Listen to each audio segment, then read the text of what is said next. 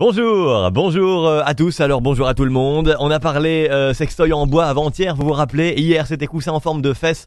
Il y a comme une thématique qui se dégage cette semaine, j'ai l'impression. Je sais pas ce qui se passe, mais disons que c'est une zone assez précise. Hein. En météo, en climatologie, on appellerait ça une zone humide.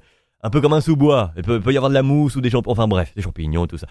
On va rester dans ce coin-là finalement aujourd'hui, direction le Maroc, avec un homme qui se rend, et c'est vrai, chez l'urologue, et qui apprend un peu au hasard de la consultation finalement que malheureusement il est stérile. Bon, en soi c'est déjà une mauvaise nouvelle, on est d'accord, mais arrive le deuxième effet qui se coule, c'est que il est papa de 9 enfants.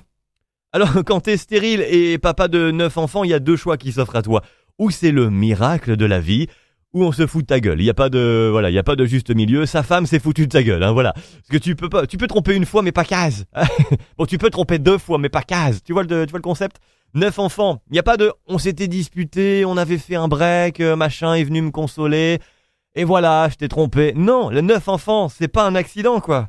Ou alors, t'es vraiment très très maladroite. J'ai glissé, chef. Ouais, mais enfin, quand même, j'ai glissé 9 fois, ça marche quand il y a du verglas, pas quand t'es au Maroc. Quand t'apprends ça, ça te fait mal au cul quand même. Et ce qui n'est pas logique d'ailleurs, puisque quand tu vas chez l'urologue et que tu sors, t'as l'impression d'être allé chez le proctologue, c'est pas normal. Moi j'ai une théorie là-dessus, je pense que l'orgueil se situe entre les fesses. C'est pour ça que ça fait si... Ça fait mal. Voilà, merci Christophe. Le cerveau est entre les cuisses, l'orgueil entre les fesses, un homme. Moi je coince encore par contre sur cette théorie, parce que si l'orgueil était vraiment entre les fesses, ça poserait pas de problème à s'asseoir sur son ego. Or, c'est assez compliqué. Enfin bref, finalement, dites-vous que si vous passez une mauvaise journée, elle sera tout de même meilleure que la sienne. Il a appris qu'il était stérile, que sa femme l'avait trompé, qu'à chaque fois il y avait eu un enfant, au moins 9 fois. Vous vous dites ça pourrait pas être pire? Oh si, elle pourrait lui dire c'était ton frère.